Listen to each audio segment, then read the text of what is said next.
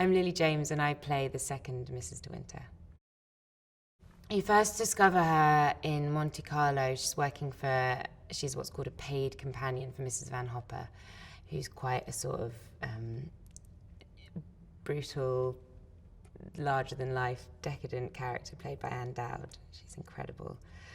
And then, yeah, she meets Maxim De Winter and very quickly becomes his wife. Kristen is just incredible. I mean, I was so terrified the first time I saw her as Mrs. Danvers. And she basically just bullies me and like messes with my head throughout the entire movie. And like a lot of the characters do, actually, I've become sort of quite a broken person. But Kristen's incredible. And we did manage to have loads of fun, actually, even though we have a few scenes that are really, really intense. We were laughing at ourselves, thinking that we were being quite hammy actors and really falling into the sort of melodrama of it, because there's a lot of that in this story. It's like the gothic romance of it is very sort of, at times feels much like very larger than life and quite heightened and really like full on. So we had quite a lot of fun with that. I read the book when I was young. I think it was like a book, there's several books that my mum gave me to read, and Rebecca was one of them. I read it when I was about 20. And then now I've read it just like over and over and over and over and over again. I love it so much. So I think maybe I love it too much. I think in some ways it's been just like my lifeline, and other times I've had to like sort of try and like lock it in a drawer, because otherwise you become too reliant on it. Whenever I like go into a scene, I always try and think, what am I smelling? What am I hearing? Because you're in the mind of this character in the book, you get a sense of everything, of touch, of feel, of the tick-tock of her brain, like everything. And so I always try to make it feel kind of visceral. But it is intoxicating. You feel like drunk on these characters and on this house, and on like, you feel the sea and you feel like the forest and the grass and the flowers. You smell it all. It's really vivid. And I think that Ben Wheatley's done this and has captured that in a way where it almost starts to feel like hallucinogenic, like this like psychedelic kind of like. Whereas I think my character gets more and more drugged as this story goes on, and she can't know what's true and what's not, and what's happening to her and who's being honest, and it becomes sort of so overwhelming. I think he's been capturing that in a really interesting, kind of unique way, very visual. Loads of times Ben's notes to me have been like, more scared, more like, more terrified, and there's just been so many shots where I've just been walking towards doors and like a little like slow motion. Like, he's really good at creating that like suspense and that horror aspect of it. It's amazing to have like a film called Rebecca about this woman that you never see or meet. So it's, the whole thing has this air of like mystery and of being desperate to know this woman. I think as a reader you feel like that, as my character certainly feels like that.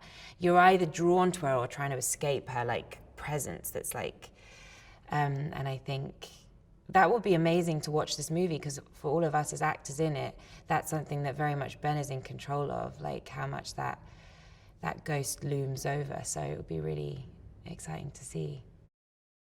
Armie brings just, I mean, he's just, I could never imagine him any other way now. It's like he's just brought his charisma and soul, and it's the first time I sort of walked out in France and saw him stood by a gold Bentley in a gold suit with the golden sun of the Côte d'Azur shining down, and I was almost fainted. It was too much. But there's a sort of real vulnerability to him too. I think that he's captured in a real, like, a sense of like longing for everything to be okay, and for like clinging on to a sort of the purity of, I think we've really invested in their love story in a way that I think we've made it more romantic, which was a conscious choice, I think, from Ben at the beginning. He was like, I really want to build up their love story before we tear it down. And so there's some of it feels like quite different from the book, in that we're like closer in age, and I think you really, really root for them and he's just brought this kind of like oh, he's just incredible, and he's just amazing to act opposite. I think it's felt really real and raw, and we've really tried to like make it feel really just whatever happens in the moment, let that be. And he's yeah, I think he's brought like a real damaged fragility, but also a kind of like, you root for him too. This film has almost several different films within the film. At the beginning, it's this like really romantic love story, then it becomes a ghost story when they get to Manderley, and then suddenly it's like a sort of thriller murder mystery, crime drama almost at the end, and I love the thriller side of it as well. I think Ben's really brought that out.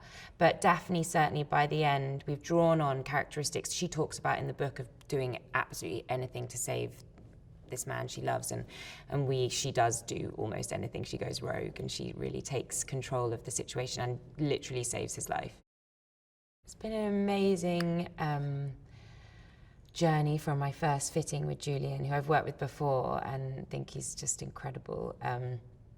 He's literally, my character goes on the biggest journey from where you meet her, where she's like sort of a paid employee in these sort of flannel shapeless suits, and then you see her sort of become a romantic heroine, and then you see her become this lady of this house, and the costumes have reflected that in a way that sort of do half the job for me. It's so detailed and so beautiful and so subtle. In Call Me By Your Name, Timothée Chalamet wore an earpiece while shooting the fireplace scene so he could listen and react to the song that will be played in the actual movie.